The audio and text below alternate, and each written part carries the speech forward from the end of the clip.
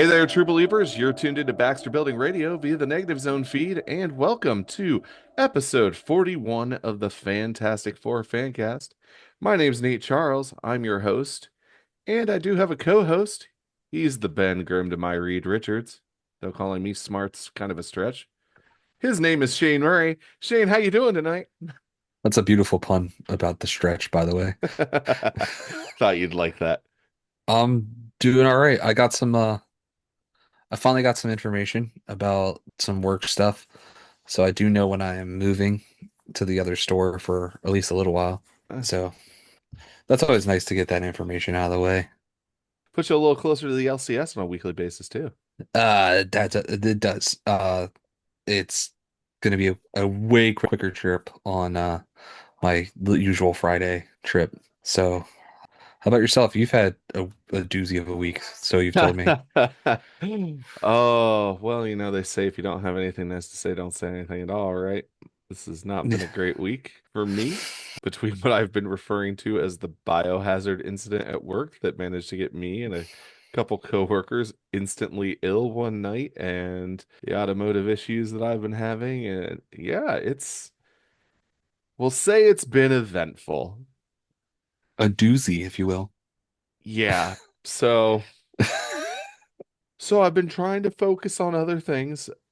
Granted, I haven't necessarily had the time to. I feel like I owe True Believers a bit of an apology just because, as we were recording this, it is the week that we dropped episode 39, and we dropped it late. And that's on me with everything that was going on. So, my apologies for that. But here's hoping we'll be back on track from here on out. Yeah, But aside from work, you have been keeping busy since our last recording. I've gotten 5 books read. The 10-inch pile is down to like 6 inches or something. Oh, wow.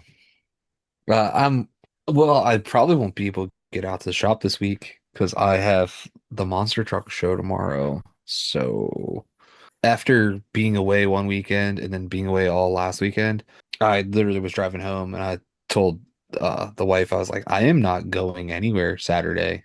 I said, no one's coming over. I said, we have the game at night. I said, the day I am gonna spend maybe tidying up this room, tidying up some other stuff around the house. Like, I am not doing anything besides like just enjoying my house. Been there. So I'm like, that thing might be as half as thick as it is now by the end, like before we play on Saturday night. But like, she's like, well, didn't you want to play Magic on Sunday? I'm like, no, I'm not doing anything. I don't want, do you understand the words that are coming out of my mouth? I want to just, I need a moment of clarity and relaxation. And like, I just want to vibe, be free. Sounds like you've been under a lot of pressure lately. Yeah. Well, the other stuff at work, it's just like yesterday was like a cloud lifted off me. Now knowing exactly when I'm moving and stuff. So, except for that, there's a big thing of pressure because there's a bunch of stuff due at the end of next week. And I was like, oh crap, how are we going to figure this out? So, we started it today. You know who else was under a lot of pressure? Um, David Bowie. And also Queen. But I wasn't referring to them. I was referring to the Fantastic Four as they made their way to the core of the living planet, which we're covering in today's book, Fantastic Four, Volume 1, number 235, which was cover dated for October of 1981, but released on July 21st of 1981 with a cover price of 50 cents. Shane, you know what time it is. Oh, my favorite time. Price is Right time. That's right. So, prior to recording this episode, I went to pricecharting.com and I was able to look up both graded and ungraded values for the direct market and the newsstand versions this week Ooh. of this issue. Shane, how much, without going over, do you think that a direct market copy of this book graded at a 9.8 has sold for at maximum? Um, $48. You are under. The correct answer is $71.80. I thought it might be in the 60s. I wasn't quite sure, so it's How close. it certainly is. How about the ungraded value? $3 and like 82 cents. You are still under $4.80, down by a dollar. Damn. All right, great. Let's jump over to the newsstand version. How much do you think that a 9.8 graded copy has sold for at maximum? Now, usually they go for more. Yes, So I'm gonna go with $72 for the 9.8. you are under. You are also freezing cold. How much more did it go for? $283.78. What? How about an ungraded newsstand copy? Oh my God. $5.25. Still under? 9.99. $9.99 to Yeah, yeah. clarify, not $999. Thanks for playing. You won each and every round by technical rules, though. Yeah, some of them you were nowhere near. That one is absolutely redonkulous of a number. 283 doll hairs. Well, what can you expect, Shane, when the creative team on this book was John Byrne handling the words and pictures, which means not only did he write it, but he penciled and inked the book. Colors were by Bob Sharon, while Jean Simic, daughter of Artie Simic, was the letterer. Editor was Jim Salicrup, and editor-in-chief, the late great Jim Shooter. Shane, would you like a synopsis for this issue? I would love one. Well, good thing Marvel Unlimited has us covered, because that says Thing is on a mission to destroy Ego, the living planet. But why? And can he complete his mission without being mind controlled by Ego? I mean, it's more than just Ben. But all right, it tells the story. It tells a story. Today's cover was drawn by John Byrne and inked by frequent collaborator Terry Austin. Shane, can you go ahead and take us through that cover, please? Oh, dude, yeah, this cover's pretty dope. Do you have Ego eye blasting the Fantastic Four in what like comes out of like white eye beams with pink around the outside? And Johnny's like kind of flamed on, but not all the way flamed on, and Sue's somewhat invisible in it. It's really cool because the four pops up, her leg goes right through the four, so it actually has all of the Fantastic Four on there. I don't know if you realize that little detail. That was really dope. I thought that was awesome. I didn't. That Then was a great call out. Reed a little stretched out, and then well, Ben just being Ben in rock formation, doing rocky things. They look real uncomfortable. They're all except for Ben, you can see that they're all in agony from their faces. Sue's got her mouth open. Reed's got his mouth open. Really, Reed has his mouth open. It seems like the most. You can kind of see like a gap, like he's screaming in pain. Like I said, you have Ego at the bottom of the page, and then at the top, you just have this beautiful blue and like with black lines going through it. And then you have a fantastic corner box of a full Human Torch, and then the faces of the other three. This is a really cool cover. I would just like to have this comic just for the cover. Yeah, and of course, the tagline underneath the Fantastic Four logo reads, "The FF battle the living planet, Ego." I really like the font that they use for Ego. Yeah, that was a really cool font for Ego. And when we open this issue, we are initially greeted by our recap header, which reads, Reed Richards, Ben Grimm, Sue Richards, Johnny Storm. Together they braved the unknown terrors of outer space and were changed into something more than human. Mr. Fantastic, the Thing, the Invisible Girl, the Human Torch. And now the world will never again be the same. Stan Lee presents The Fantastic Four. And we have the title of today's story, Shane. Four against Ego. And we are greeted with a lovely splash.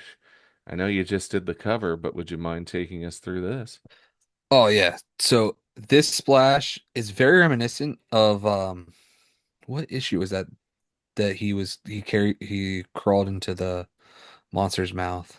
I want to say that was Volume 1, Issue 4, when they were facing down Namor, and I believe it was Giganto was the name Oh of the yeah, yeah, whale. yeah. He carried the bomb through Giganto with the flashlight. No flashlight in this one, but very reminiscent of that.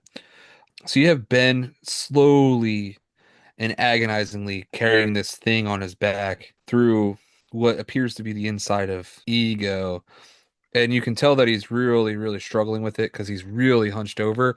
And so much so that he's got his left hand out there, bracing against the wall, trying to just drag himself through. Just a real hard trudge through the center of Ego. I don't know if I And would you, define that as a wall, Shane. or whatever you want to call it, it's like an intestine. It's kind of like a wall. You have a wall of your eardrum, you have a wall of your intestines. That's true. It is like Ego's intestines, if you will, that he's walking through. And you have all the holes behind him, and then just all this flesh-like materia that he's just trying to walk through. You can see like just the gook, like the moisture that they're walking through, because it has like two big stretches of water running through there, and then you have water droplets all over the place. Simultaneously beautiful and disgusting. I love this page. It is pretty great. And as we turn the page, we see as Ben continues to trudge through what I'm going to refer to as a cavity.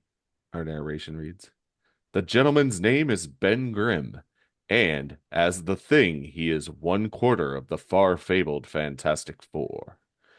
In the years since an exposure to cosmic rays transformed the erstwhile test pilot into an ambulatory pile of orange rocks, he has been to the far reaches of the universe. He has seen many a strange sight, but none so strange as this." And Ben thinks to himself, "Gotta keep moving. If I stop, even for a second, I may never get started again."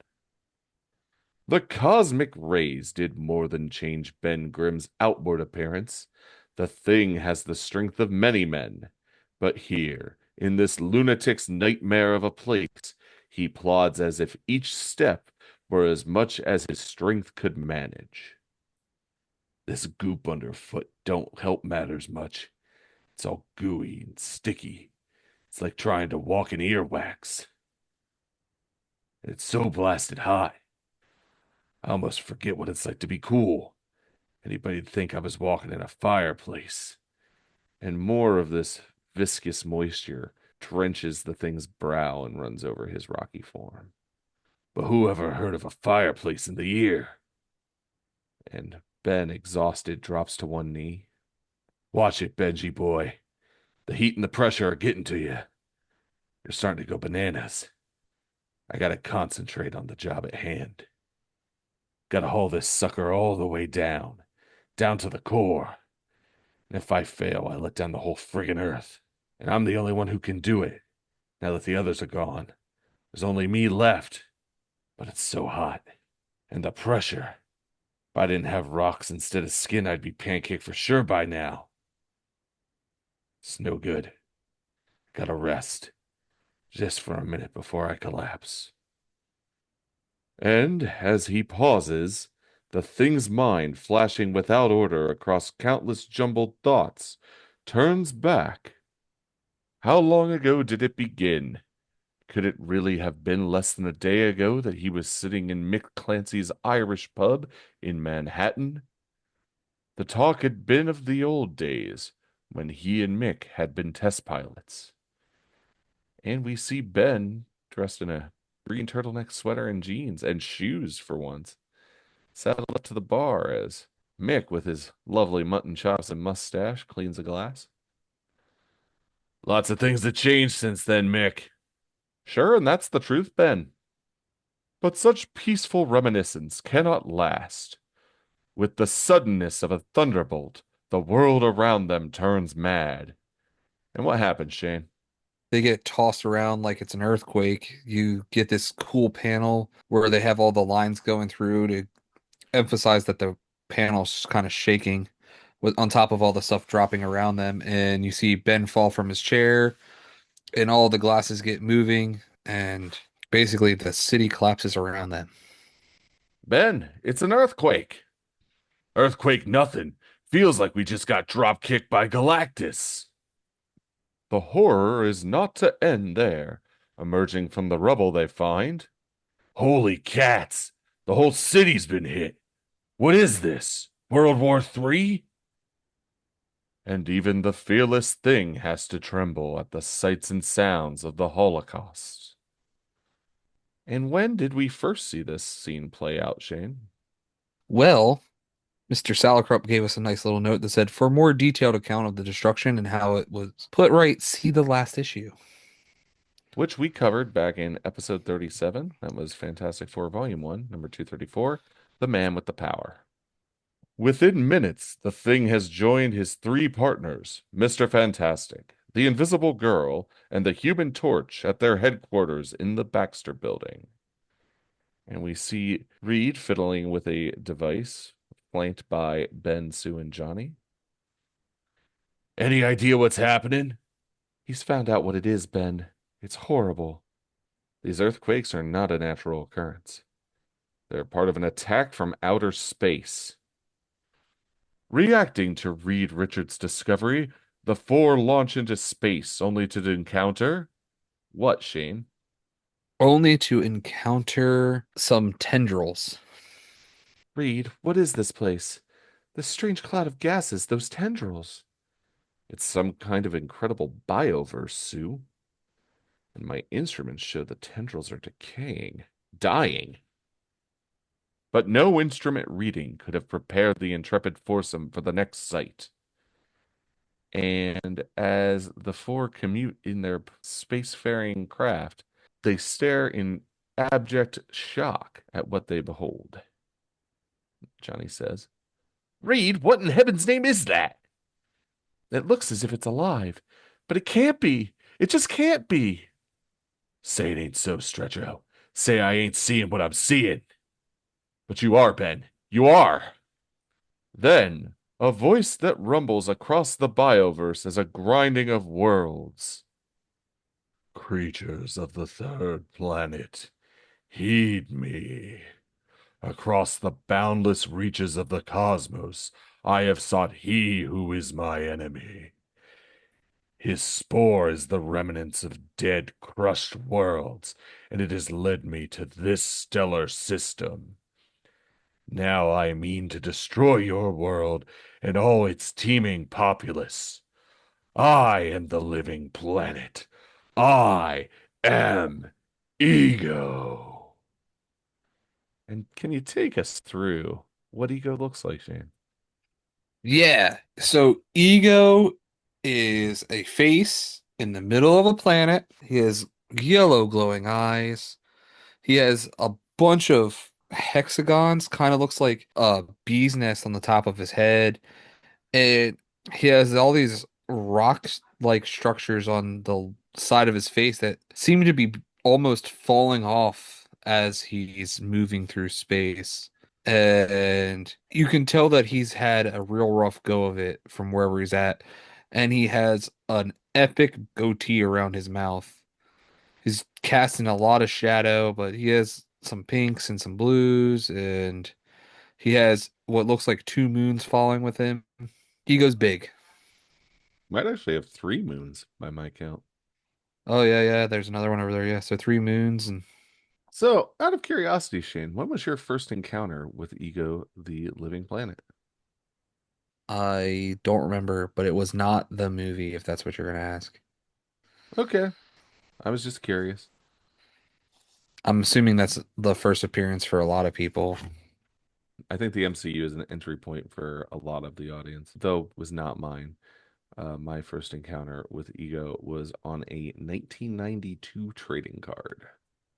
Well, I had all those trading cards too, but I don't know if I had that one. I had a lot of them.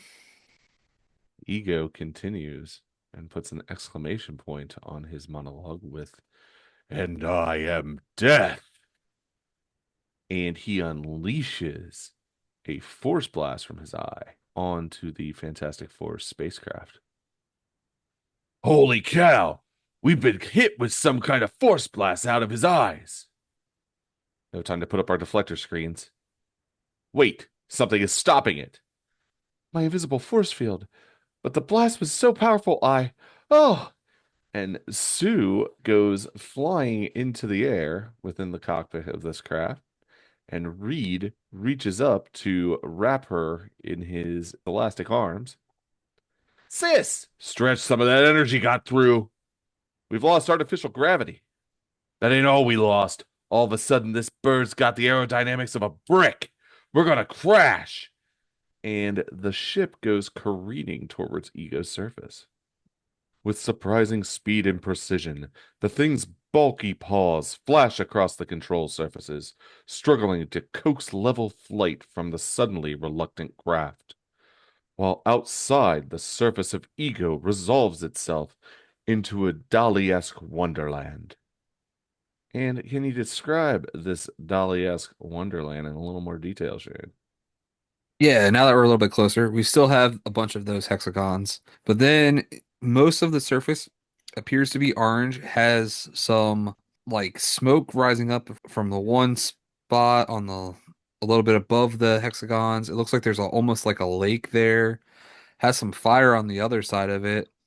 And the bottom of the panel has this structure that has a bunch of like pillars going out of it. Kind of reminds me of like a puffer fish.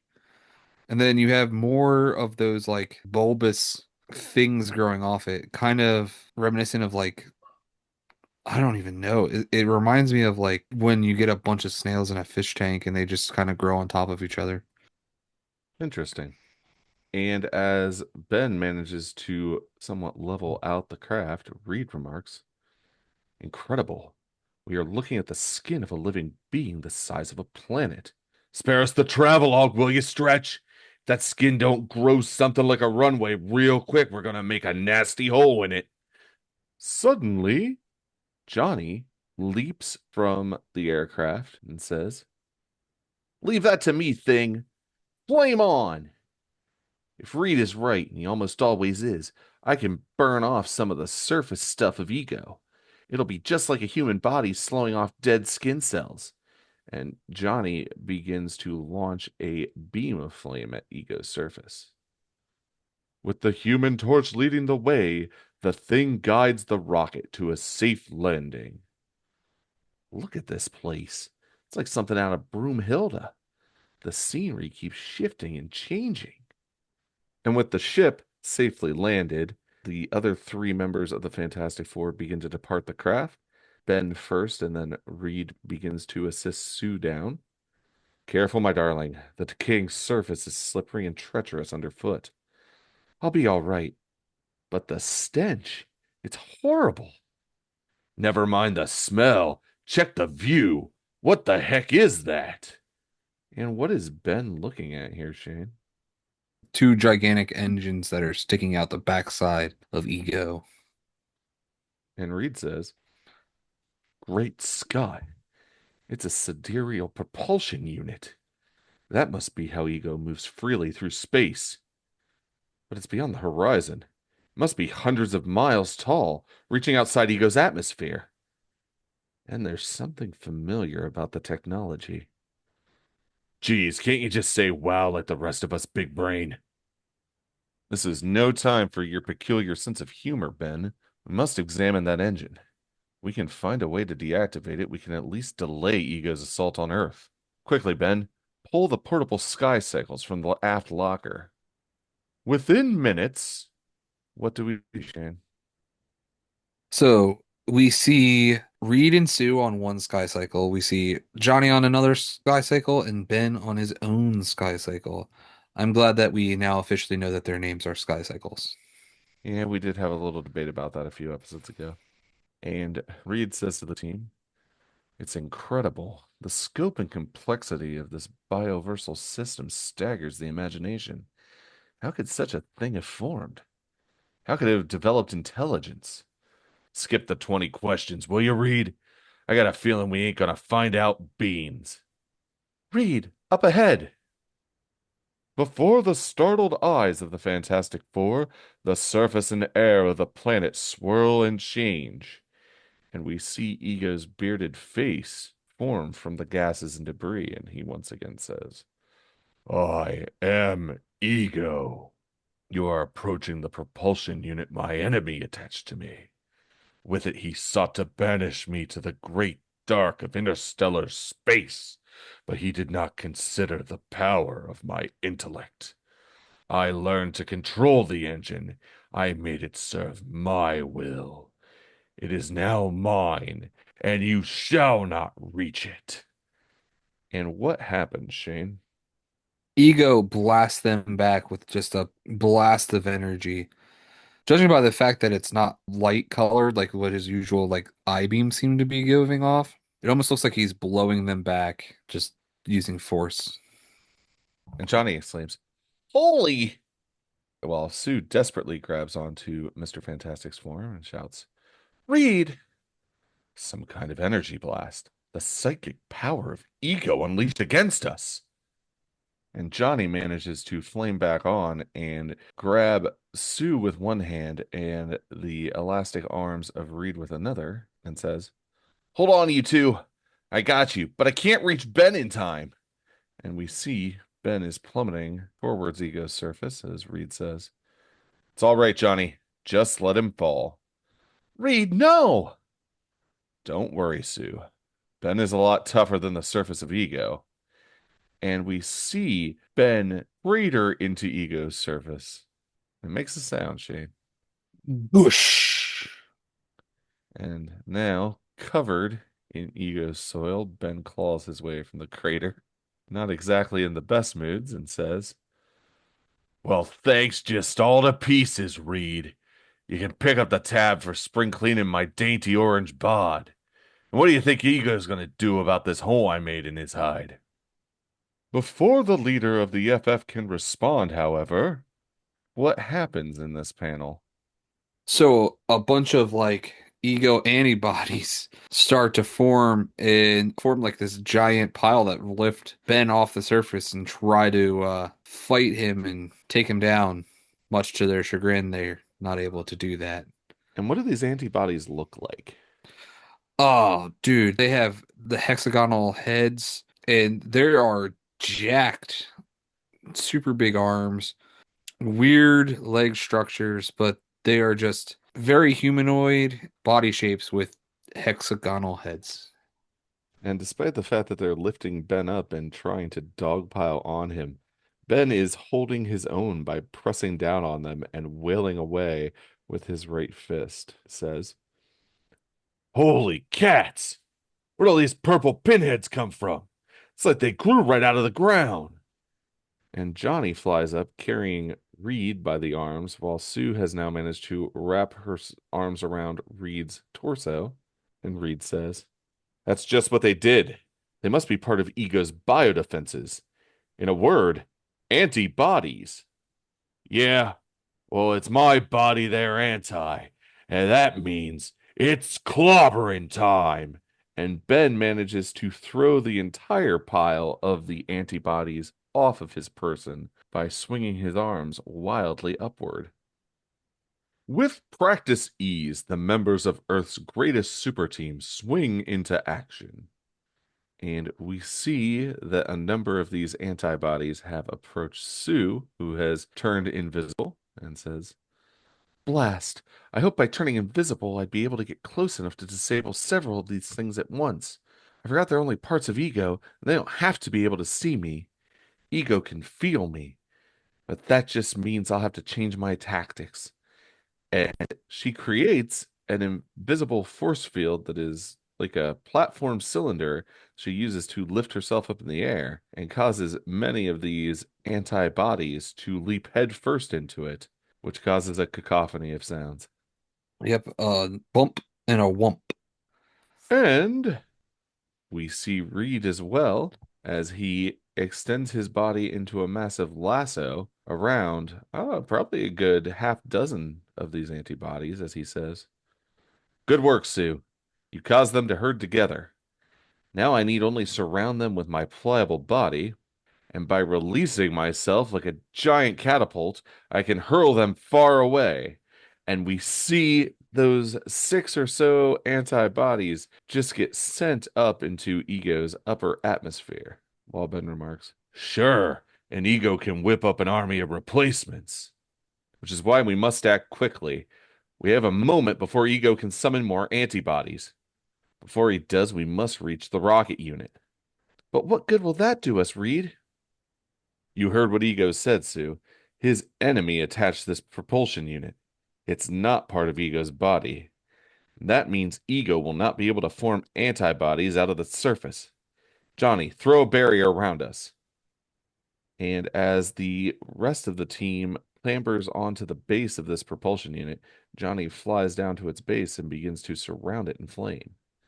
You got it, leader man. My flames will hold back the reinforcements.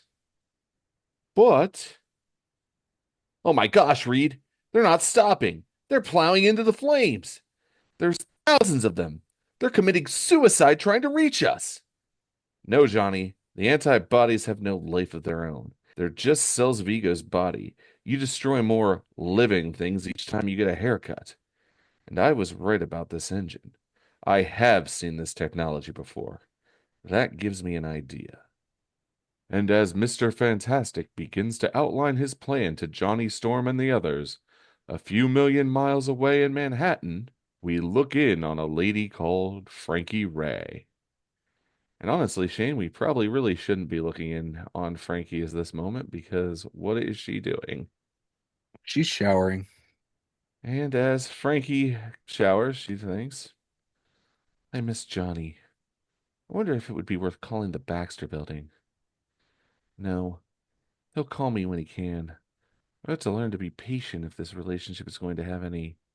Oh, fudge. And what seems to be the problem, Shane? Oh, she just forgot a towel. And she calls out for a roommate. Julie? Tao? Julie? Hey, Jules, you out there? Oh, darn. She must have gone out. Now what do I do? The towels in the laundry hamper are all yucky. I'll have to get a clean set from my room. Quickly, Frankie crosses her shared apartment. I just hate running around Starkers. It would be just like Julie to bring home one of her swains right now. And speaking of swains, maybe I should give Johnny a buzz. He's been trying very hard lately to be understanding about my fear of flame. I know how tough it must be for him. I don't really understand it myself. I, and while grabbing a towel from her dresser, she catches a glimpse of herself in the mirror, and her thoughts trail off to nothing. Her heart pounds against her ribs. Her brain reels, for suddenly Frankie Ray knows. She knows.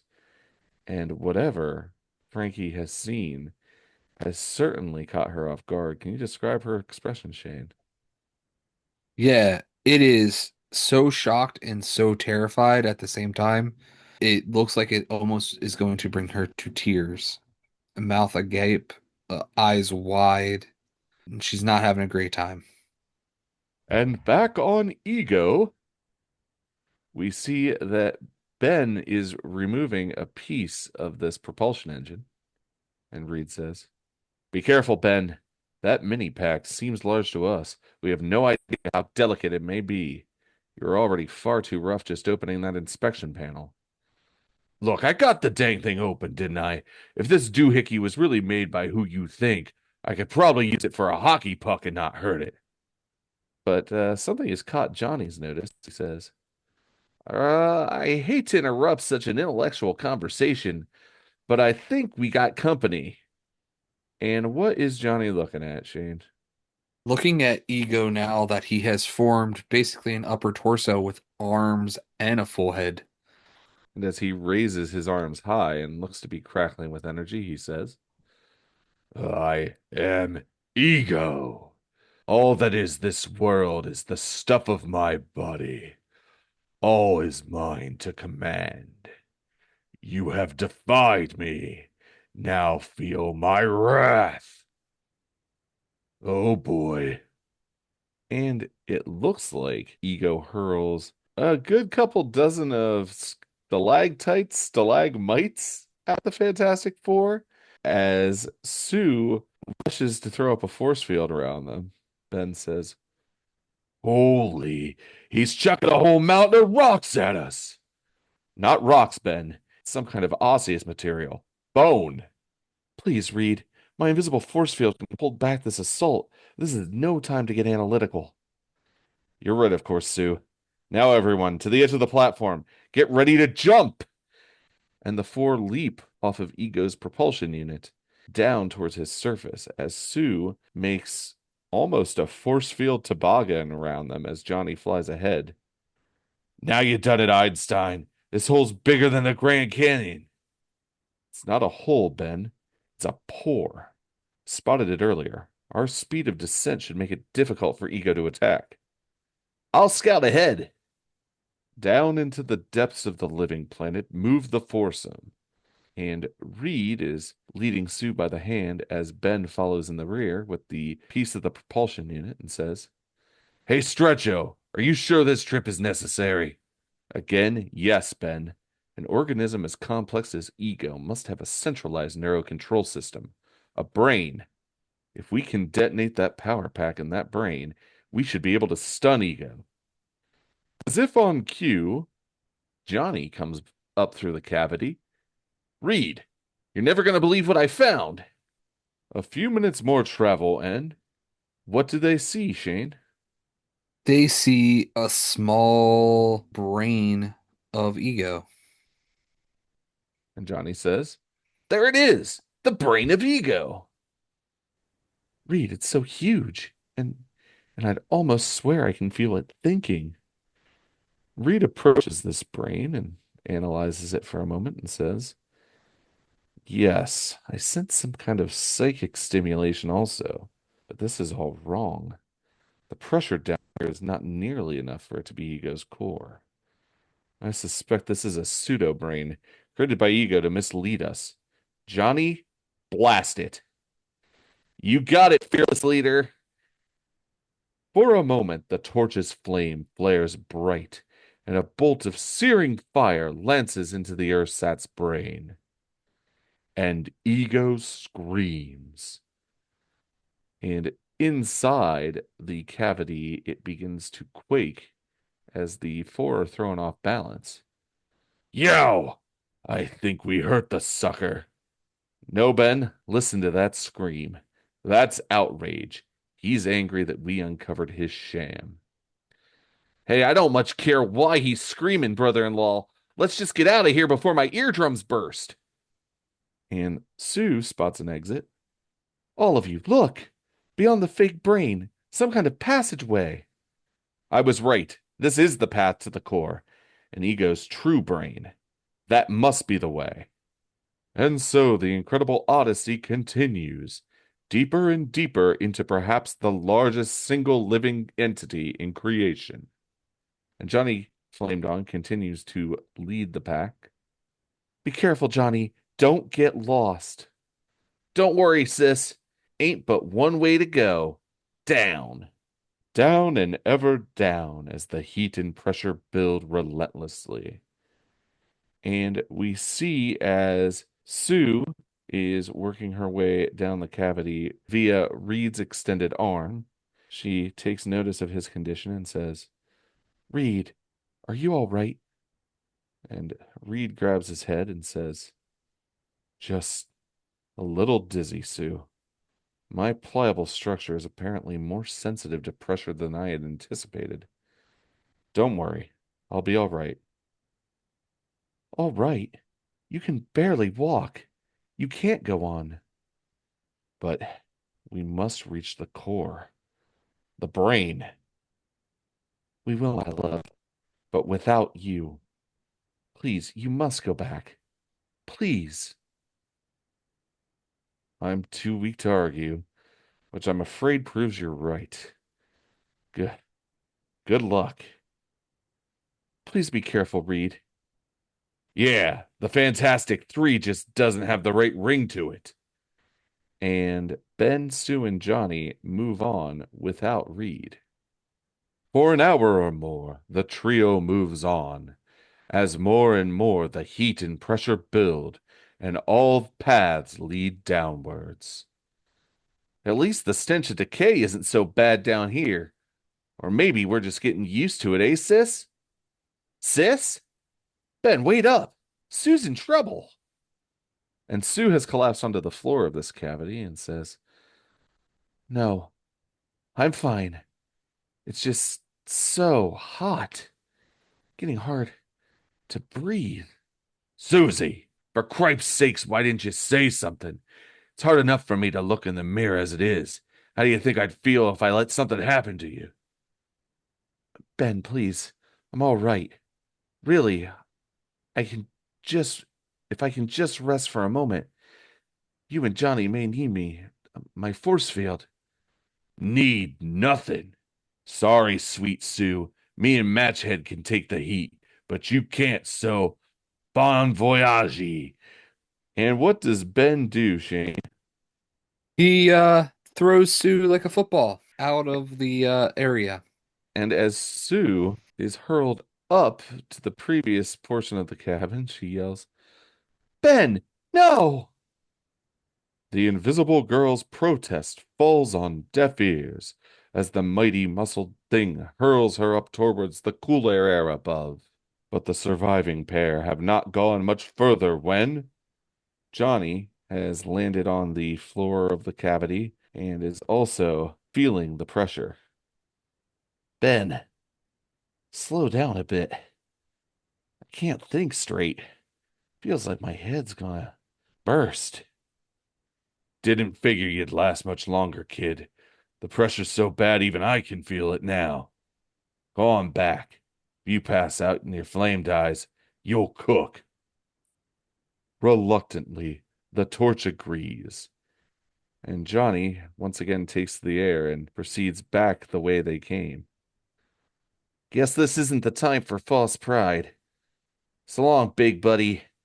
Don't go dying on us, will ya?" "You ain't seen the last of me by a long shot, hot stuff. Without yours truly, who'd provide the glamour for the group?" But the thing's bravado is short-lived, as soon even he begins to succumb to the awful crush of atmosphere deep within the living planet. And we are now caught up to where our scene began, with Ben taking a knee beneath the propulsion engine power pack as he thinks, "It's no good. Gotta rest. Just for a minute. Before I collapse. Only, only I don't dare. Don't know how close Ego is to Earth. Don't know if there's still time to stop him. Come on, Grimm. Move your mass." And Ben gets up and begins to charge deeper into the cavity. Among pilots, the hot pilots, the test pilots, who daily risk their lives for little more than the sheer joy of flying, there is an unspoken credo. Those who make it, those who survive and live and fly and survive again, those special few who make it, do so not because of courage or guts or bravery. Those words are not part of the hot pilot's vocabulary. No, they make it because they are the chosen few, the elite. They have what Tom Wolfe called the right stuff. Shane, who is Tom Wolfe? Who is Tom Wolfe? So, Tom Wolfe was an American author and journalist. He wrote a book titled The Right Stuff, which was about the Mercury 7 astronauts.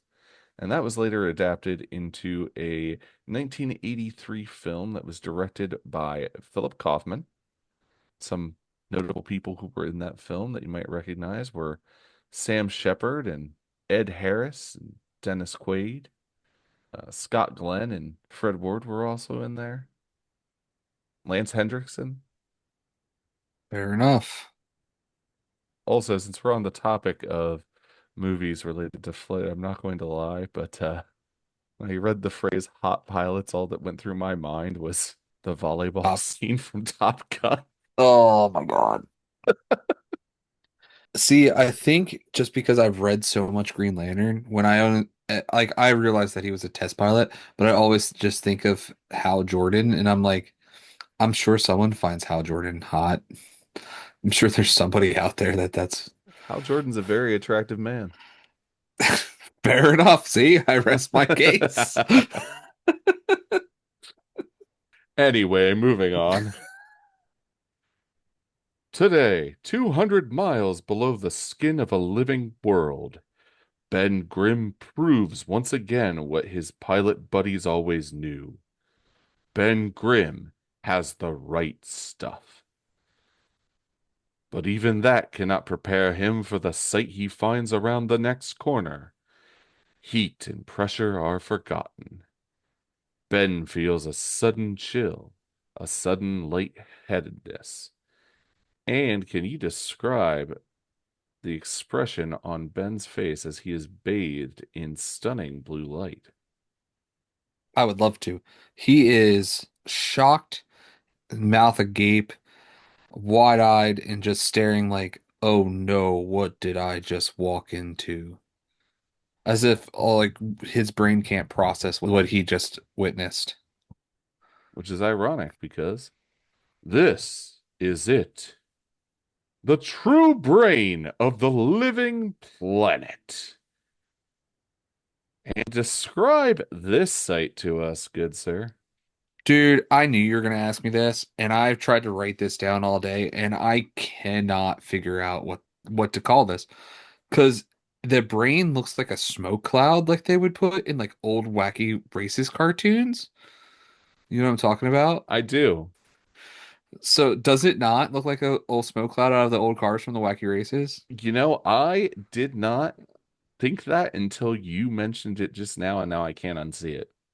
Yep. So this is the smoke cloud from Dick Dastardly's car. Yeah, apparently he's taken the lead. I'm sorry. It's just That's how fine. just how I saw it. So it's a giant white brain that looks like a cloud from the end of any of the Wacky Races cars. If you've seen Wacky Races, you know what I'm talking about. If you haven't, you're probably younger than us. Um, and it has a bunch of tissue that looks like strings Tendrils. attached. Like, yeah, I guess you could call them tendrils that attach to the brain. You know what they probably are, Shane? Nerves. Ah, we can call them nerves. Yeah. That word was not coming to me, buddy. So it has a bunch of nerves coming off of this giant white brain that looks like a smoke cloud from Wacky Races. And this page is just a beautiful page. The white brain, it it's has all those nerves ends coming off of it. Has a bunch of like veins also coming out of it. You see them going around the right side of the page. And Ben, just you see how small Ben is versus this brain in the bottom left hand side of the panel because he has that giant thing that he's been carrying around on his back, and it between him and that, it's not even what like a 16th of what this brain looks like. I would say he's probably a 32nd, at least. Yeah, And keep in mind, he's probably still a fair distance from the brain, so it's probably even larger than that. yeah, that's what I mean. So like it is he this thing is a massive, massive organ inside of ego.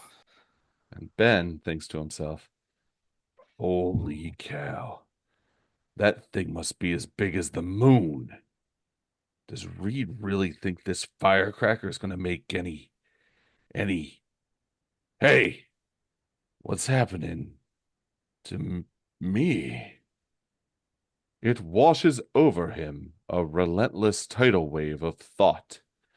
Here in this vast chamber, the thought processes of Ego's brain are nigh tangible things. He sees, he feels, he knows the great emptiness of the early universe. The radiant energy of the Big Bang still crackles through the universe.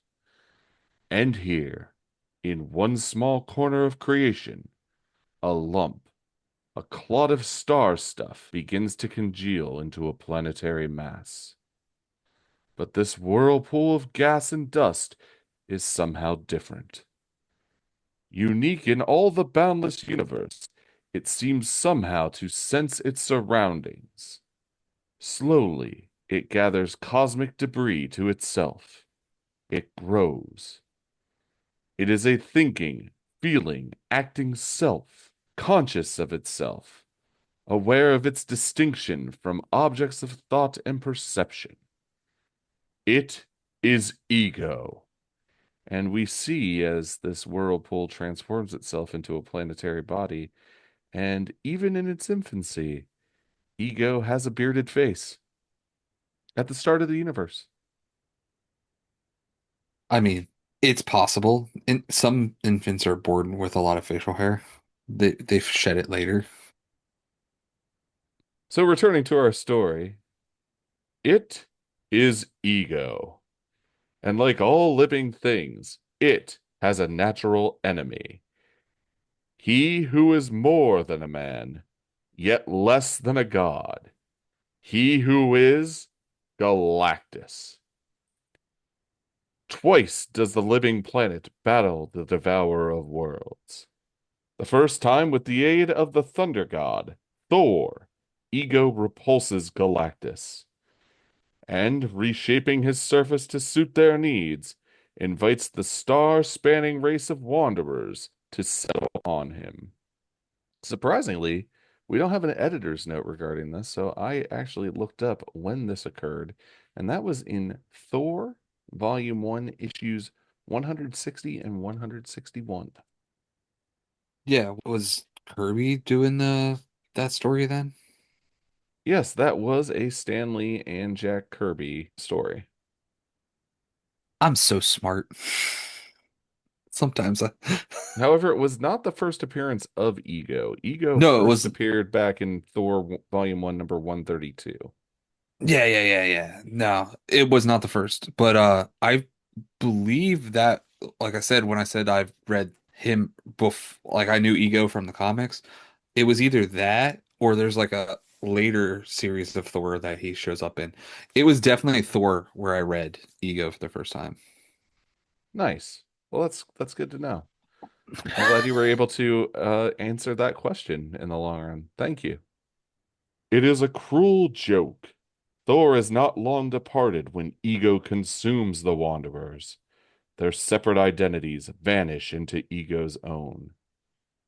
And that is actually a bit of retroactive continuity because when ego did next show up, the Wanderers were nowhere to be seen. And now, as of this issue, we know why. The second time, Thor stands with Galactus, and together they vanquish the mad planet. Attaching a powerful thruster, they banish Ego to the unending cold and dark of intergalactic space. And we see Ego, the living planet, being forcibly rocketed away. And that occurred in Thor Volume 1, number 226 through 228. Again, we didn't have an editor's note on that. And that was actually a story that was by Jerry Conway and John Buscema. And as we come back from the invasive flashback that Ben was given, he thinks, so, so that's why he came to Earth. It's the last place Galactus touched down. And no wonder he's all dead and decaying if he's been out in interstellar space. He's almost like a plant that's had no sunlight. Maybe, if he's weak enough, maybe this bomb will knock him out. And Ben arms this device, and it makes a sound. Click. And there's an editor's note. When did Galactus last touch down on Earth, Shane? Fantastic Four 213.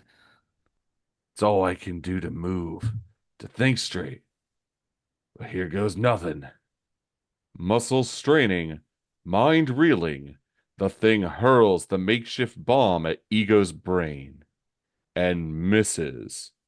And we see the power plant just zoom past the brain and impact with the cavity floor. And on the surface, Ego, staring out into space, shouts, "Insolent microbes! You have sought to harm the great Ego! Now shall you feel my might! Now shall I crush your world to dust!" Enraged, Ego triggers the giant engine embedded in his south pole. Slowly, he surges forward, drawing nearer, ever nearer the unsuspecting Earth. But with one of its power packs removed, only half the engine actually fires. In a great slow arc, Ego curves away from Earth. For a moment, the axis of Ego is centered on the blazing cauldron of the sun, and in that moment, Ego is defeated, and we see Ego rocket towards the sun. The irresistible embrace of solar gravity seizes the rogue planet. Desperately, Ego fights to pull away, but his substance is weak and corrupted. He crumbles, and we see as Ego's very surface begins to be pulled into the sun's fiery surface.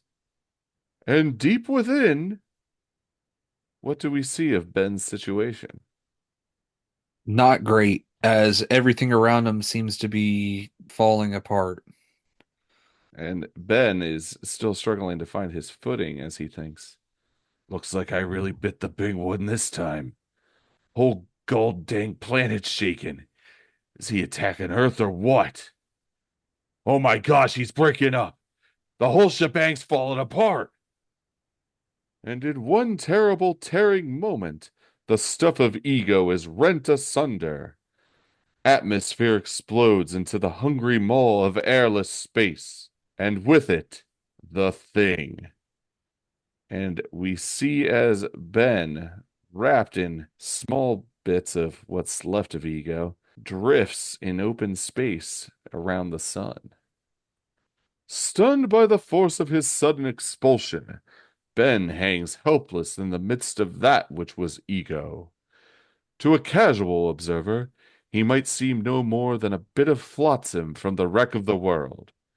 But one of those fragments moves. And what is that fragment, Shane? It is the rocket of the Fantastic Four. Which zooms towards Ben's position. And the hatch opens, allowing Reed's arms to stretch out and wrap themselves around Ben's form. Easy on the controls, Johnny. If we overshoot. Got him. Quickly, the unconscious thing is reeled in, and we see Ben on a medical bay table within the FF spacecraft as he comes to and says, boy, did anybody get the number of that planet? Well, you sound all right, but take it easy, big fella. Only the strength of your hide prevented explosive decompression. And Sue approaches with a glass of water and says, here, drink this, Ben. Reed. Ego. Go on, Ben. Take a look. A viewport hums open, and Ben stares out into the void. And he sees a mass of gas and rock floating around the sun and says, that's all that's left? That guck? Yes, Ben, and in a few weeks it'll fall into the sun and be consumed. Hot dog. Well, we've had bad guys fall apart on us before, but I guess this is one for Guinness. Spare us the bad puns, Ben. You ain't heard the whole of it. Ego carried us well within the orbit of Mercury, Ben. It'll take us days to get home. So I suggest we get started. Next issue, our 20th anniversary special as the fabulous FF go on their strangest adventure ever. Terror in a Tiny Town. But that, Shane, is a story for another day. So what'd you think of this one? All right. So, overall, I like this story. I feel like it has some faults, but not a lot. The one that really bothered me was the shower scene. That whole little bit took me out of the issue. Just because it was unrelated to the rest of the story, or was there another Unrelated, reason? no, just because it was so unrelated to the rest of the story. Like you could have done that with Frankie Gray and she could have been walking through Central Park. It didn't need to be a shower scene. You know what I mean? Well, I guess we'll have to see the payoff, right? Yeah, I mean, Because maybe it is entirely situational. Who knows? We don't. yeah. Um, Great art again. Burns layouts are phenomenal. Inking, colors, the only panel that I was really not a big fan of, and even though I didn't like the shower stuff, was that last panel with the heads. The floating heads just seems like a wash of a page, I guess. Or wash of a panel, I guess. The rest of that page looks so beautiful, and then there's just four floating heads. But overall, I enjoyed this. It wrapped up nice. Obviously, no Skip Collins in this, so that's always a bonus. How about Oh, you're yourself? so hard on Skip, man. Honestly, of the burn run so far, this has been my favorite issue. I really enjoy this. I think it has a lot of gravitas to it as far as the story, especially as you watch the Fantastic Four kind of go down one by one. You get to see their teamwork, you get to see Reed develop a plan, you get everyone's kind of heroic sacrifice there by the end of it. They still manage to come out on top. The odds are nearly insurmountable. They're fighting an entire planet. They're trying to save an entire planet. It's big, it's bombastic, and it's a whole lot of fun. And you brought up the colors earlier, and I will once again say I think that Bob Sharon is the unsung hero of a lot of 80s Marvel titles. Phenomenal work. So, moving on to our Fantastic Four of the week, I go first with Fantastic Frame. So, my favorite panel was actually on page 8, panel 4. That is where Ben was swarmed by the antibodies and where Johnny is conveying Reed and Sue in the background. And what I really like about it is not only do you get to kind of see the entire Fantastic Four in action, minus Sue, it's really just a great showcase of Ben because, yeah, they're dogpiling on him and trying to overwhelm him, but it never looks like Ben does not have the upper hand against these things. Like, even with those numbers, he still looks to be very firmly in control of that entire situation. It's just an excellent thing fight panel. It is. It's really funny that you picked that panel because that was my one of two that I was going to, and I ended up going with a different panel. And I can bet you can guess what it is. It's page one. Yeah, I was gonna say opening splash for sure. It ended up being in the opening splash. It was between the two, and I just went with the first one. It was real hard. I really like the panel you picked, but I really like Ben carrying the contraption with one hand over his back, the grimace on his face, him just you can see that he's already struggling, like I said earlier, where he's reaching out and just trying to use whatever he can to just move through ego.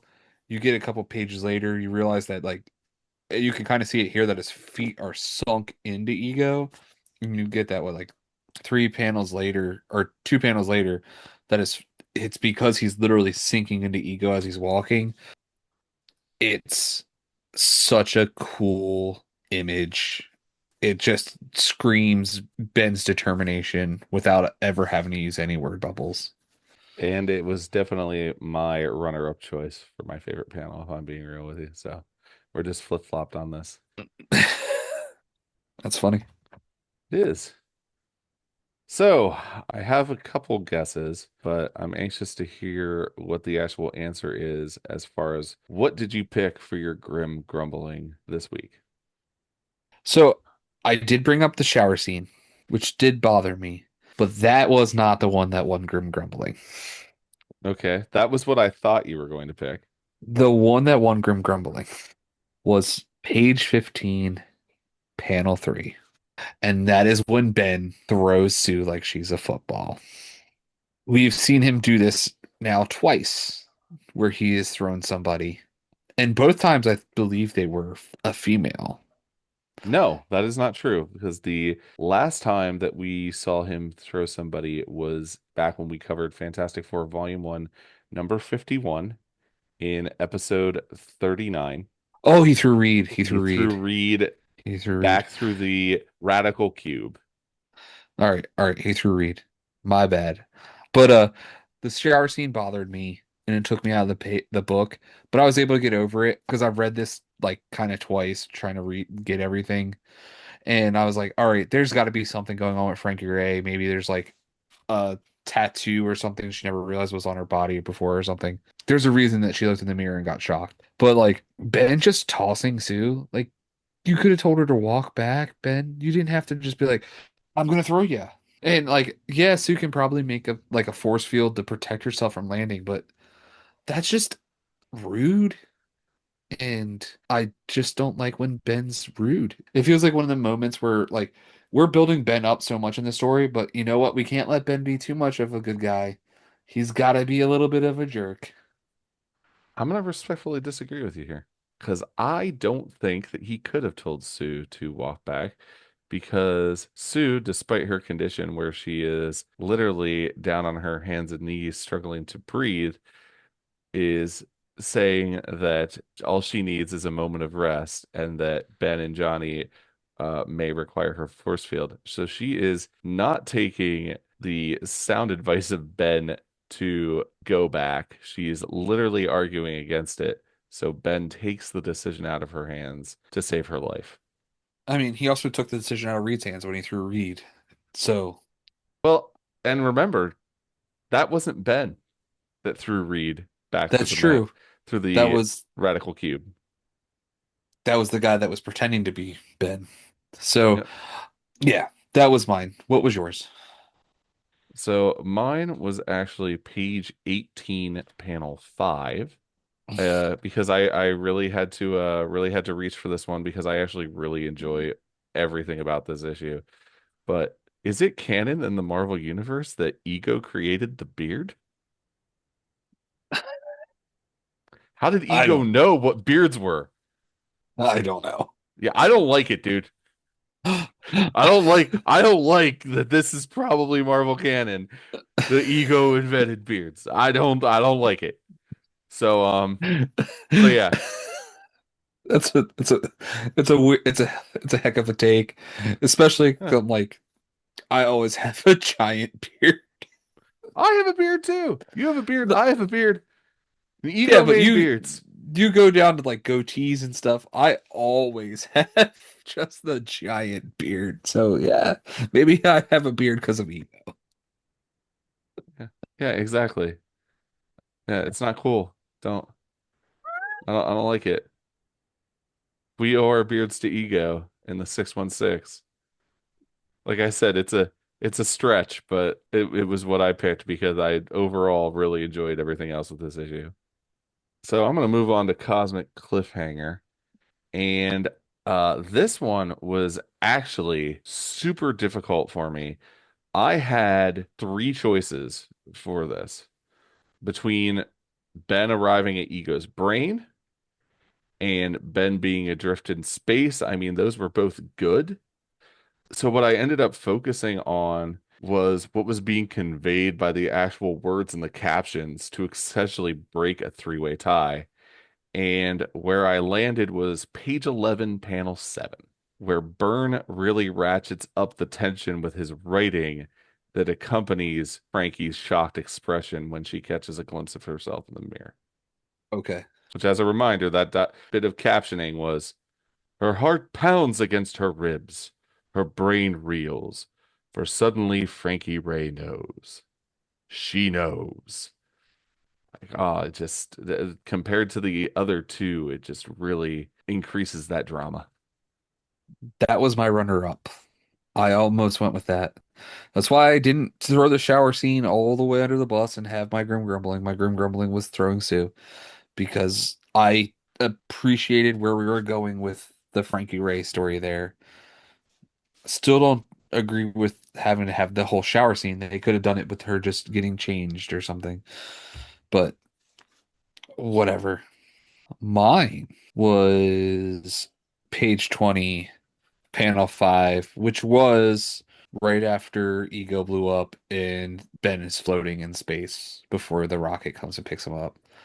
Because I have never read this before. So before I flipped the page, I thought that this was where like I don't know where I was thinking, but I thought that this is where like Ben disappears for a while from the book, where they like, he goes off on his Goku journey, if you will. Sensu has to take some sensu beans to come back.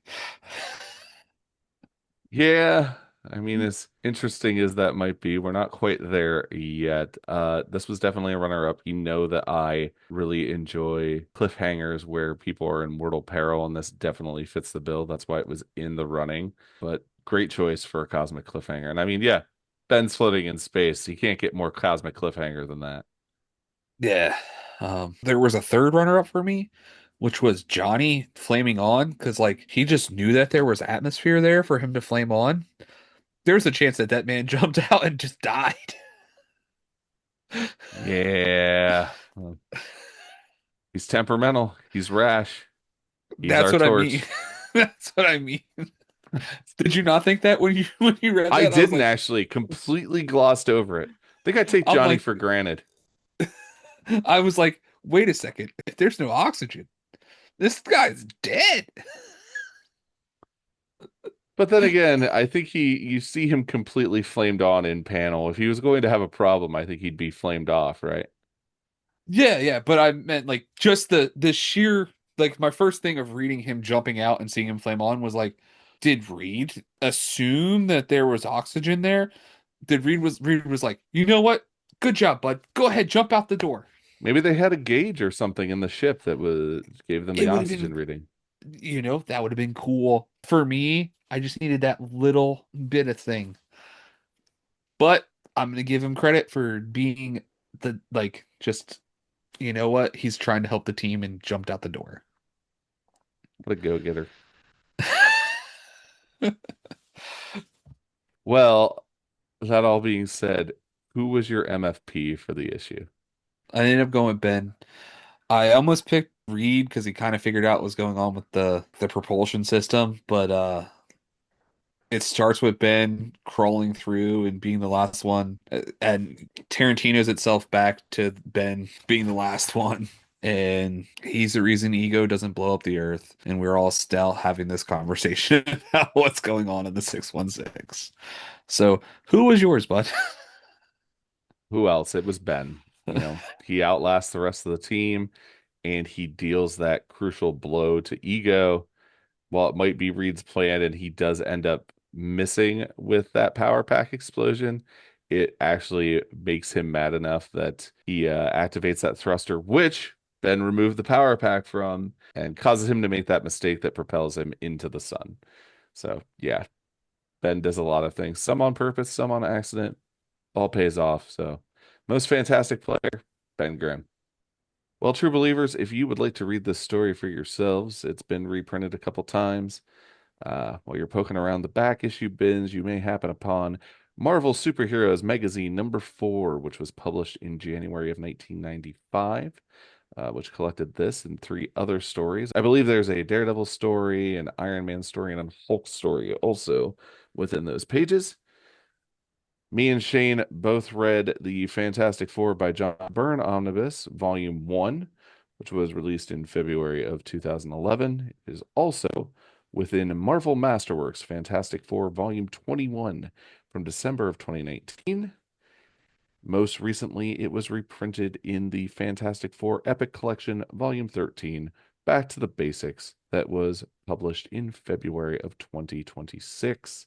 You can also find it on Marvel Unlimited, and as we discussed earlier, for a fair price in a back issue bin, depending on whether it's been graded or not.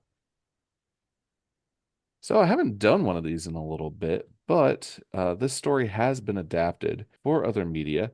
Back in the 1994 Fantastic Four animated series, in the season 2, sixth episode, To Battle the Living Planet, it actually details the attack on Earth in issue 234 and uses it as an excuse to put in a bunch of Marvel cameos from the Avengers to Spider-Man to the X-Men.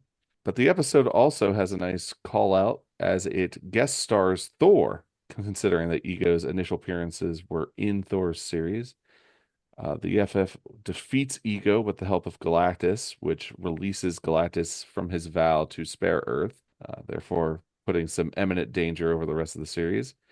And Thor is actually the one who saves Ben from the center of Ego when he explodes at the end of the story.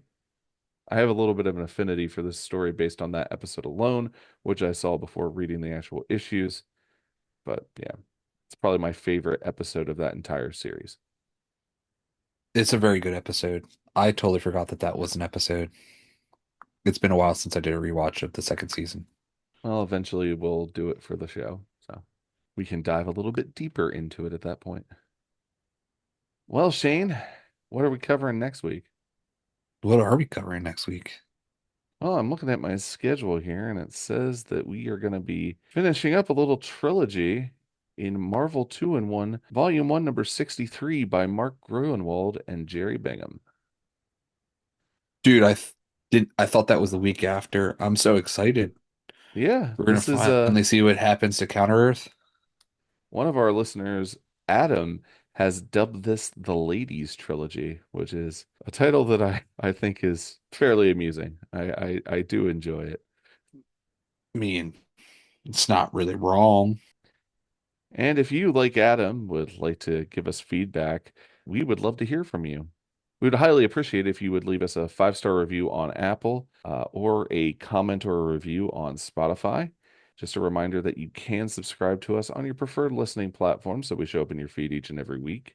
We would also love to hear from you in our Facebook group. You can find us on there at the Fantastic Four Fancast.